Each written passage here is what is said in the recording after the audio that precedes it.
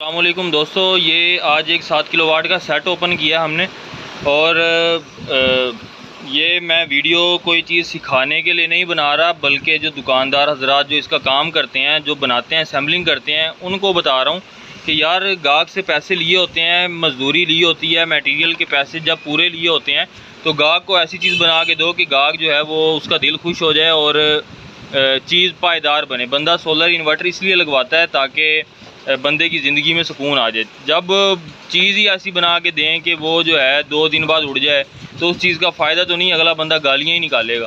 اب یہاں پہ آپ کو جو مین چیز دکھا دوں آپ کو، یہاں پہ یہ جو ابرک ہم لوگ لگاتے ہیں، ابرک لگانے کا مقصد یہ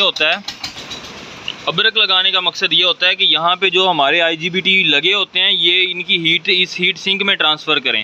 یہاں پہ جس بندے نے یہ بنایا ہے، اس بندے نے کیا کیا ہوا ہے، یہاں پہ یہ جناب یہ لیئرز آپ دیکھ رہے ہوں گے، ایلفی لگائی ہوئی ہے۔ اس بندے کو اتنی سینس نہیں ہے کہ جو ایلفی ہے وہ ہیٹ کا جو ہے وہ غیر موصل چیز ہے، یعنی کہ بیڈ کنڈکٹر ہے ہیٹ کا۔ یہاں پہ ہمیں وہ چیز لگانی ہوتی ہے جو گڈ کنڈکٹر ہو ہیٹ کی، تاکہ ہیٹ کو اچھے طریقے سے ٹرانسفر کر سکے۔ اگر یہاں پہ کوئی چیز لگانی ہی تھی تو یہاں پہ ہیٹ ٹرانسفر پیسٹ لگتا ہوتا ہے۔ ویسے نارمل طور پہ یہاں پہ لگانے کی ضرورت نہیں ہوتی ہیٹ ٹرانسفر پیسٹ، لیکن اس بندے نے یہ بغیرتی کی ہوئی ہے کہ یہاں پہ یہ ہیٹ ٹرانسفر پیسٹ کی جگہ جو ہے نا نیچے ایلفیاں لگائی ہوئی ہیں۔ IGBT اس کے انتہائی گرم ہو کے تو جو ہے 2 دن کے اندر اڑ گئے ہیں۔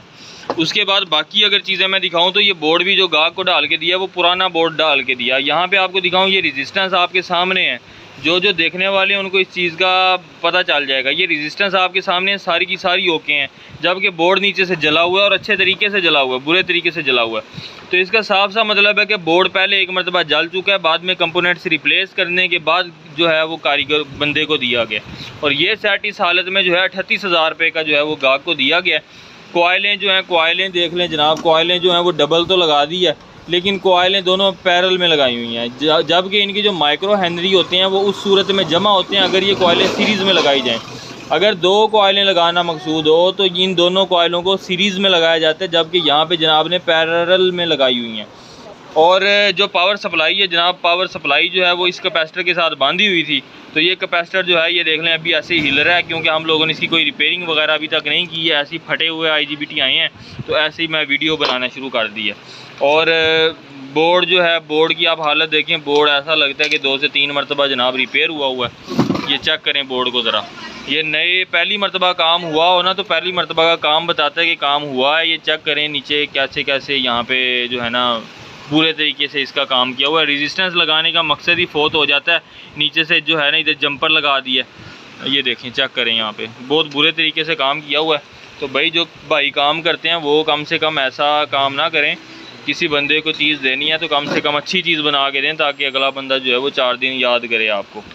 تو اب میں جو ہے اس کو آن کر کے بھی دکھا سکتا ہوں، اس کے اندر جو ہے جنہوں نے بنایا ہے اس کا نام شو ہو رہا ہے LCD کے اندر، لیکن نہیں چاہتے کہ کسی بندے کا روزگار خراب ہو، ہماری وجہ سے کسی کو پریشانی کا سامنا کرنا پڑے۔